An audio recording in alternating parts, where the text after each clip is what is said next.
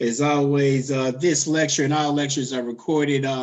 If you ever miss, and especially as we get close out to the midterm, please avail yourself to this lecture material where you can review the material and any questions you may have lingering from that, we can go over during office hours.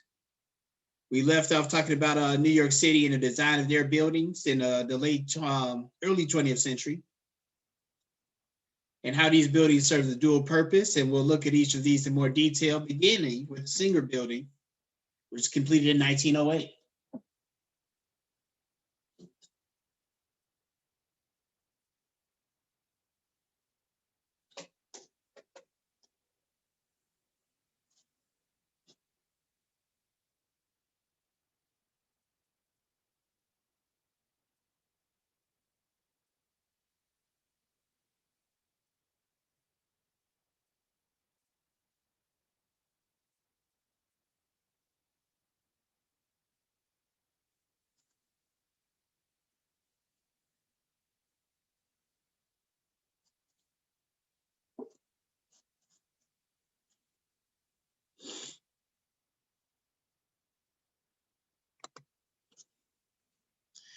So this building, again, was much larger than the corporation actually needed, although these buildings had a functional purpose for sure. The main component was for advertising and to try and signal some strength and prominence of the organization itself. We see this also with the MetLife building, which was completed in 1909. And again, do study the characteristics of these buildings very closely. Make sure that you know which city they're in. We're going to talk about a lot of different monuments over this chapter.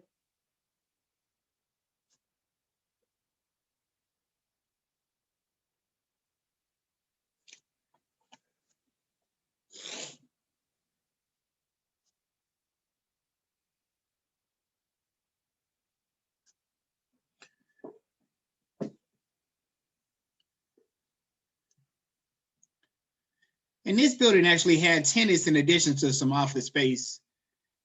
That's what he said. It was an advertisement that didn't cost the company a cent because the tenants footed the bill.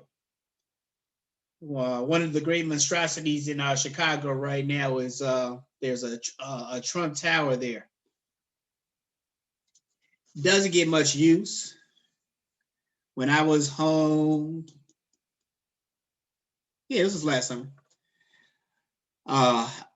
I was looking for a rooftop spot to go to, have a couple of cocktails, see some sights. But then I found out it was housed in the Trump building. And I was like, oh, hell no, we got to go somewhere else. I was not finna give that dude not a penny of my money. And my sense is that's characteristic of many Chicagoans. So they've lost a lot of money since Trump has started acting a fool around 2015. But I use that to say, like, again, the main purpose of the building was just to advertise his brand. Keep this in mind again for yourself. Real estate is one of the more lucrative businesses, and you can go into that industry no matter what your major. So perhaps these are things you can consider one day in city blocks that you may live in. For what it's worth, if I ever had a lot of money, what I would try and do, Deshaun, is get enough money to buy a parking lot in a major urban city. A lot of money be made with that. It's a parking lot. That's it. Don't need nothing else. Atlanta, New York, Chicago, you make quite a bit of money doing that. You hit us for $35 a pop sometimes in the shop. For like 30 minutes. Invest in parking lots if you can. The MetLife building had different visions in mind when they built this building to exceed 700 feet. It ultimately got to 50 stories tall, a little bit taller than the Singer building.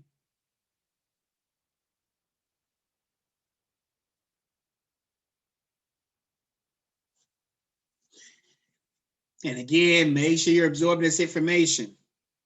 I know it can be a lot of times as you take notes here today, if you're going to take the time to take the notes, and I do appreciate that, make sure that you look at them a little bit in between classes.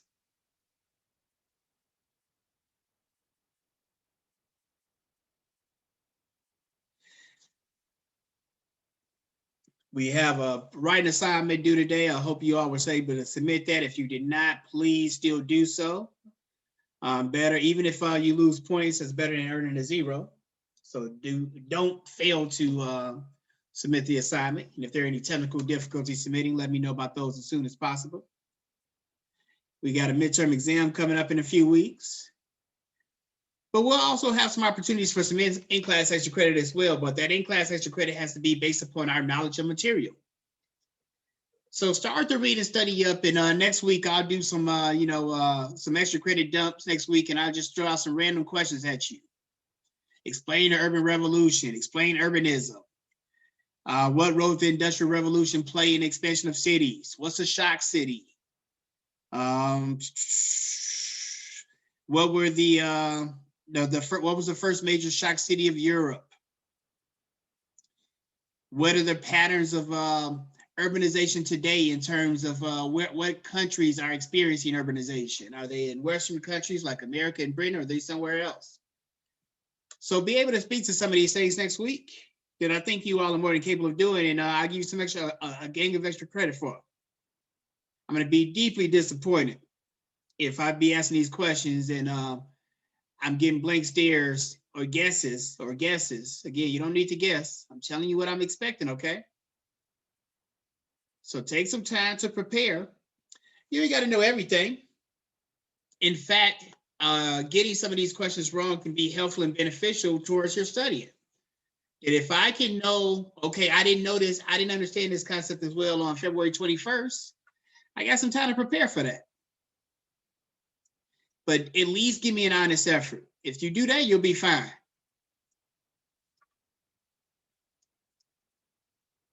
So look at these notes, but also make sure that you understand them. And we can discuss these things again if there are things you need a little bit more understanding on. But do your part and actually read the material and review the lectures in great detail. The municipal office building was 559 feet tall. And there was a contest, Stephen, to see who could build this building. Again, many architectural firms, they wanted the notoriety and being able to construct buildings in certain cities that would give them business in other cities, or give them an opportunity to return business with that same city.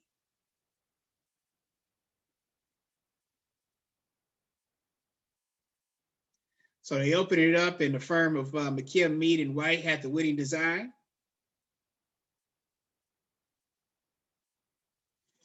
And it was a very spacious building.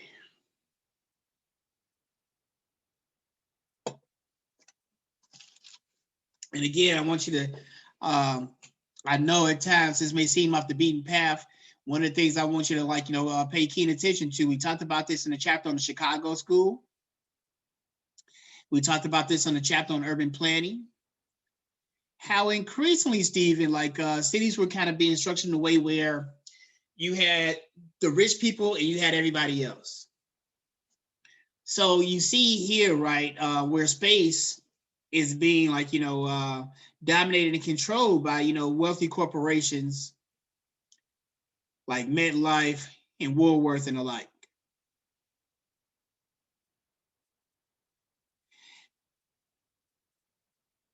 Y'all hear me, right? Because later we're going to talk about the housing for the poor people, which we talked about again in many cases came in the form of housing projects. Baltimore, Newark, St. Louis.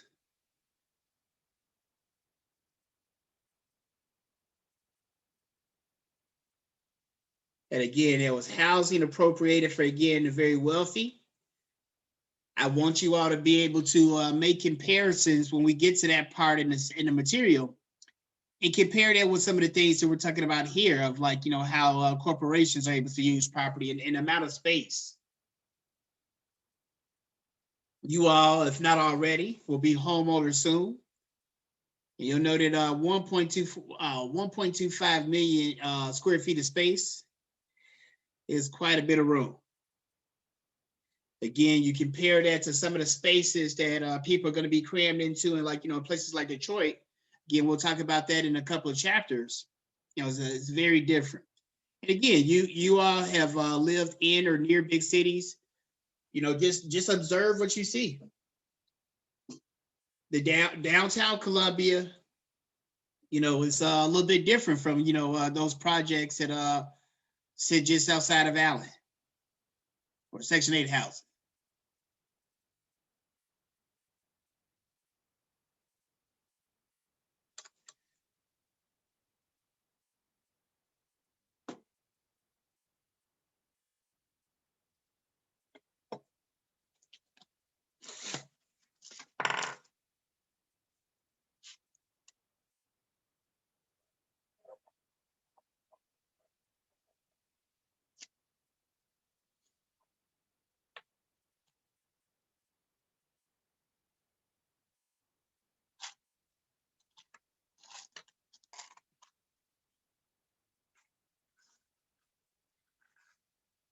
At the time of its construction in 1913, and again, these are the kind of notes that you want to make note of, Sean, if you see them on the midterm exam,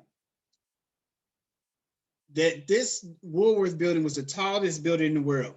It will later be surpassed by the Chrysler Empire State Buildings, both in New York City. The Empire State Building would ultimately be passed by the Sears Tower. Sears Tower would ultimately be passed by, I forget the name of this building, but it's in Dubai.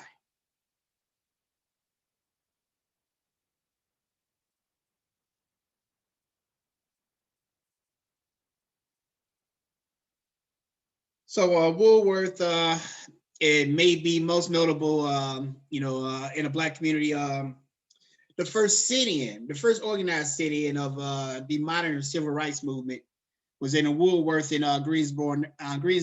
Greensboro, North Carolina. GB people would be upset with me with my pronunciation. And this was by North Carolina A&T students.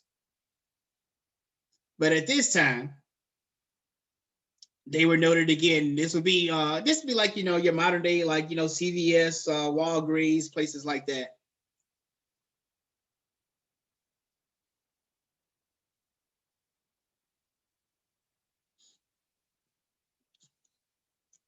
Maybe more alive with Target, because you could go in there and, like, you could sit and eat as well if you wanted to.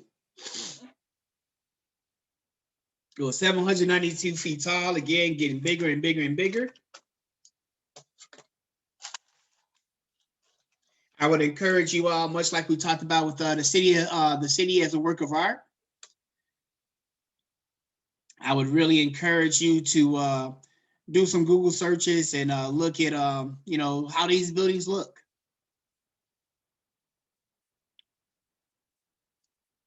Or look, most of them gone, some still exist. And this is, again, referred to as a cathedral of commerce. That the city, again, we talked about, right, that initially, after the Industrial Revolution, people were coming to the cities for jobs, and that still remained true.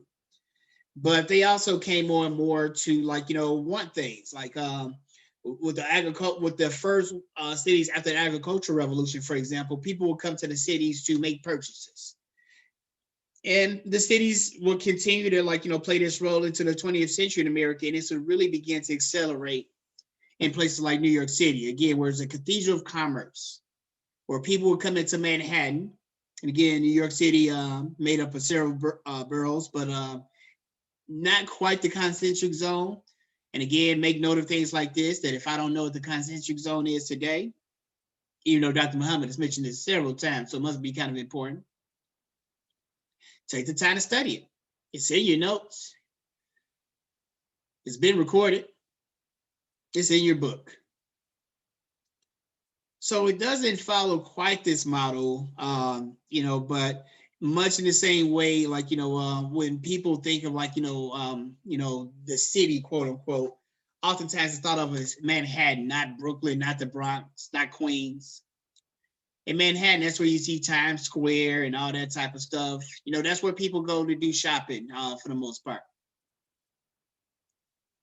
And people wanted you to come into these American cities for this purpose.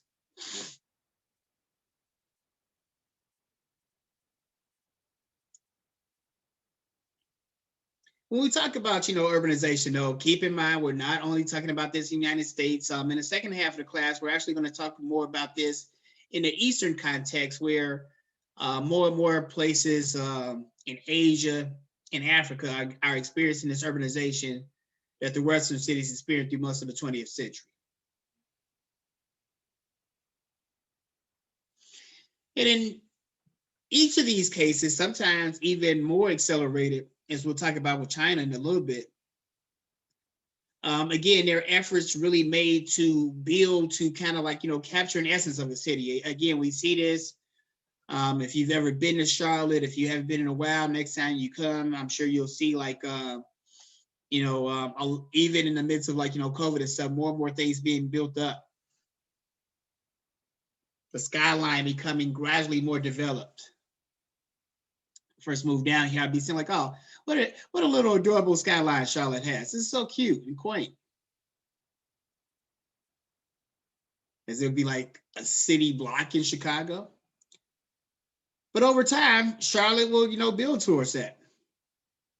It may not get to that size, but it definitely, just even in the time since I've been down here, it's developed tremendously. Same true, like again, comparing Atlanta, even like 10 years ago, and it's night and day from like where it would have been like in the mid 1990s. So we're beginning to see this more and more across the world. In Moscow, again, like so the Kremlin, and even if you don't recall offhand seeing this, you definitely have seen an image of the Kremlin in your lifetime. Or again, certain images. We talked about the symbolic imagery of cities. We begin a chapter talking about New Orleans and the French Quarter, which normally you would be seeing quite a bit around this time of year as Mardi Gras set to begin. The Golden Gate Bridge in San Francisco, the St. Louis Arch, the Space Needle in Seattle.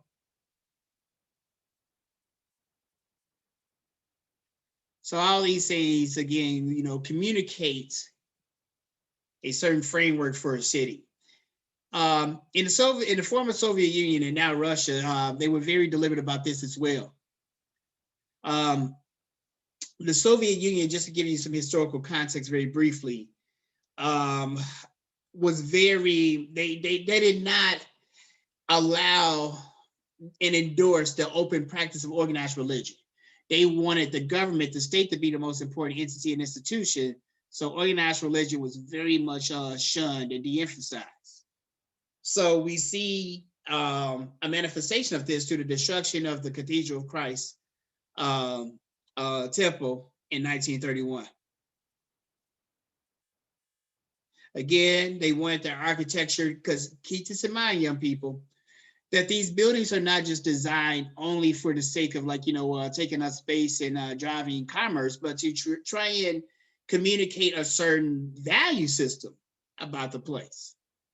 So in Moscow, and these are the kind of things that you want to be like, make sure that you understand when you get tested on. I'm not going to test you on like, the square footage. That's a good context just to give you some comparisons for some other monuments. But it is important for you to know what they were aiming to do here again, and make sure that you're listening, and absorbing. Again, learning is an active process where your brain got to be moving and trying to soak in this information. You can't just sit there and be a vegetable. That way, again, and test yourself on this to see how well you're able to explain and understand this stuff when we revisit these things next week. So they wanted their architecture, again, to reflect a more secular collectivism over religion and individualism. So again, secular, it just means more worldly. that as opposed to like, hey, you're not supposed to do this because God says that, you follow worldly trends. That God may said that, amongst the Hasidics that you're not supposed to like, well, it says in the Bible actually that you're not supposed to like shave your facial hair. Again, that God, created you naturally, so you're just supposed to exist in that environment or in that state.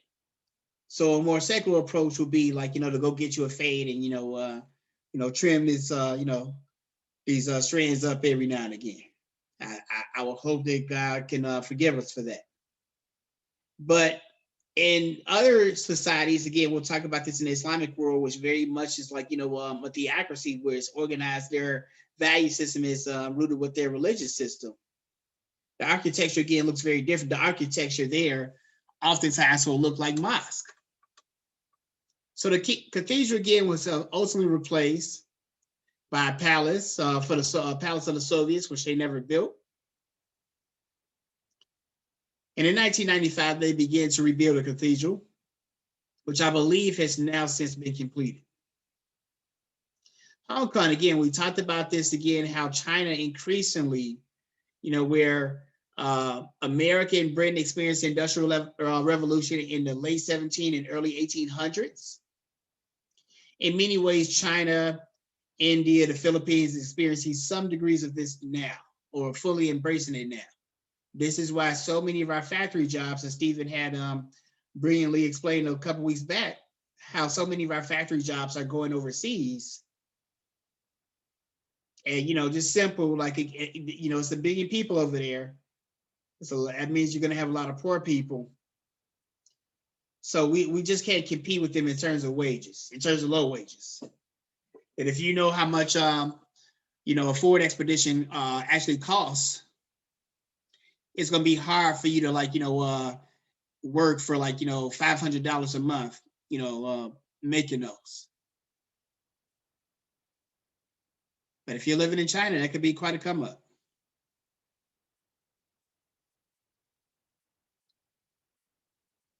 Whatever the case, many businesses have flooded to China and to places like Hong Kong,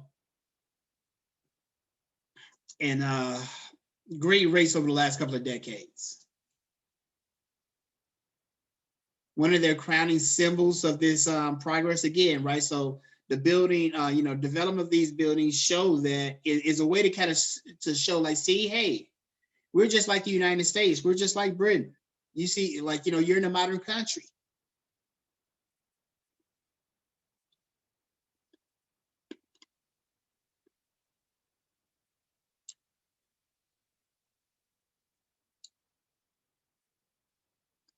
Again, make sure you know how these buildings are aligning with a cultural value system.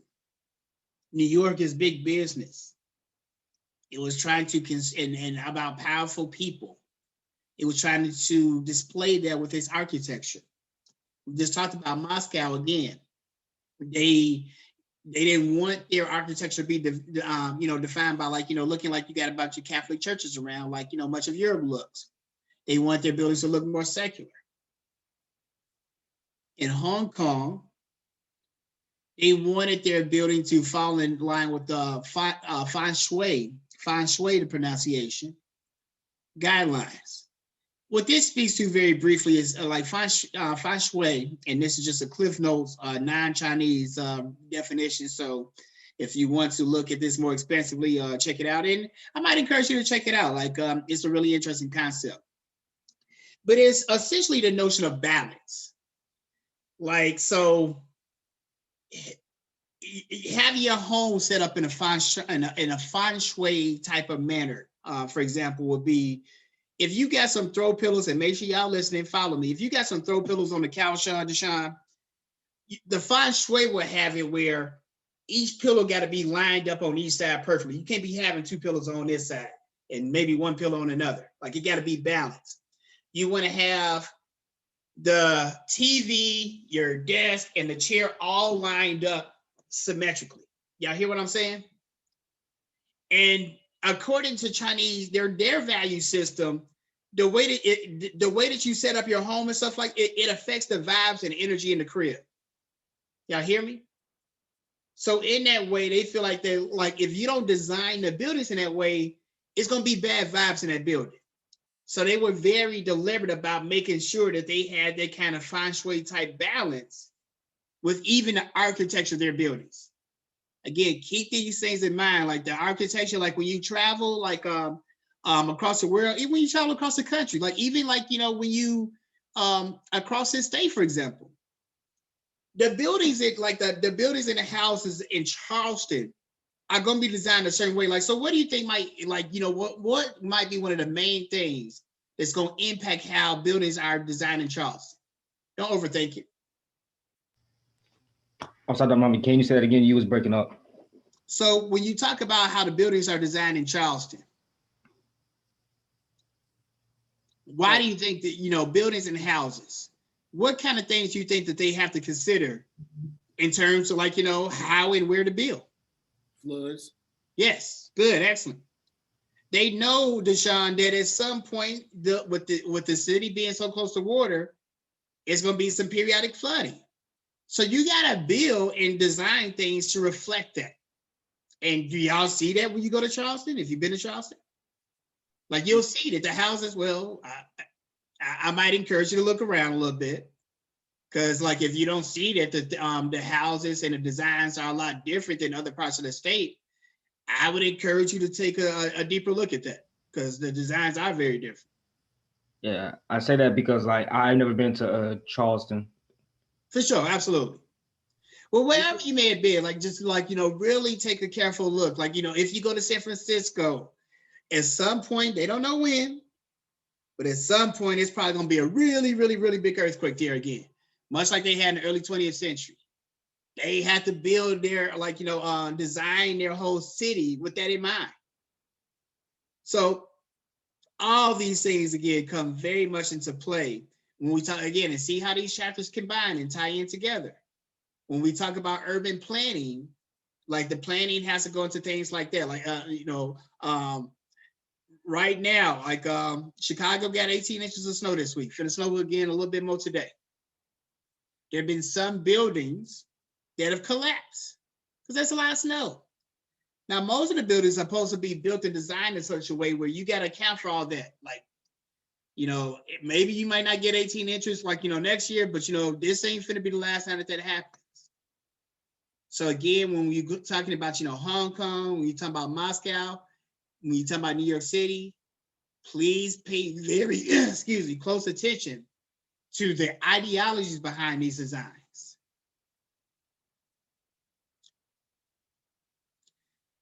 In this way, right, and we'll close on this note, like, so again, we always want to, like, you know, have an active learning environment. I know that, what is it, 2021?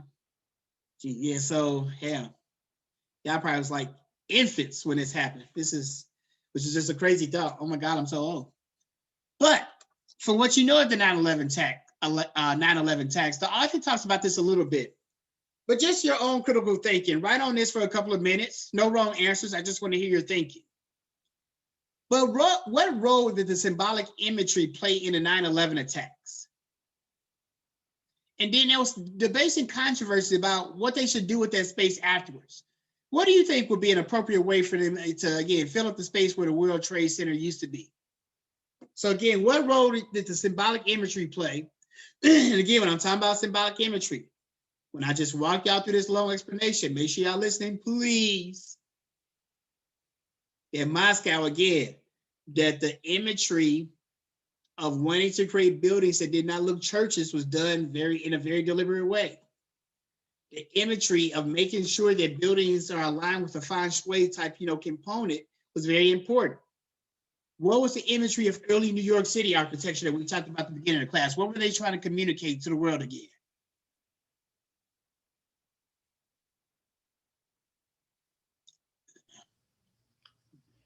It should not have to be something you got to look in your nose about. Listen, and I know it can be challenging at times, particularly with us being virtual, that, like, when we're having a conversation, like when you're having a conversation with anybody, like if you're in an interview and your interviewer like brings up a point or asks you something like 5 minutes later, are you gonna be able to remember the point? Like if you can't, that is a problem for as an adult. Like you should be able to do better than that after 6 years old. So when we're here having a conversation and y'all can't remember stuff, that is incredibly problematic to me. So again, when they were creating these buildings in New York City, they were trying to communicate, again, big business and power. So again, they use a lot of these buildings, right? For what?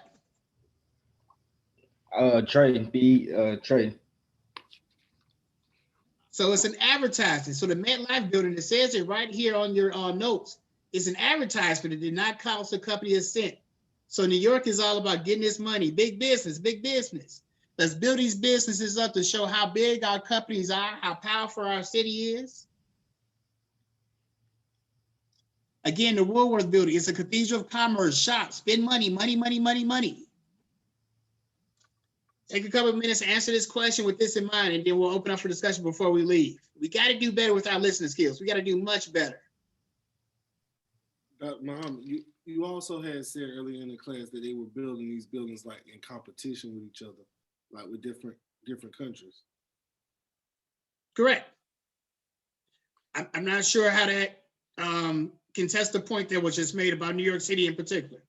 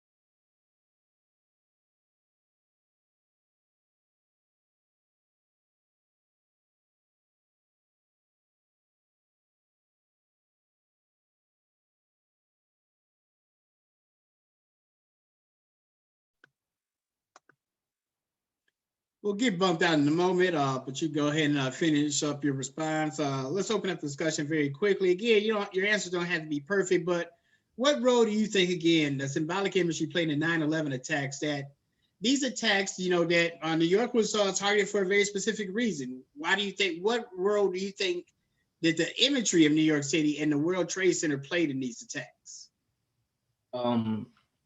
The role I think that they played because when they flew the planes into the building, many people because my parents was around at the time. They were in the military, and they told me that it played a part to where they were attacking the U.S.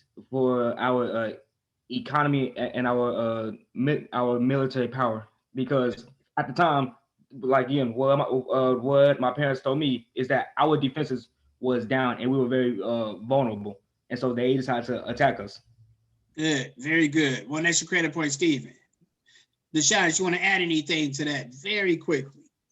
I'm gonna go for the second question on how they would fill the space. They would put like walls up and put the people's names on it and use those as tourist spots.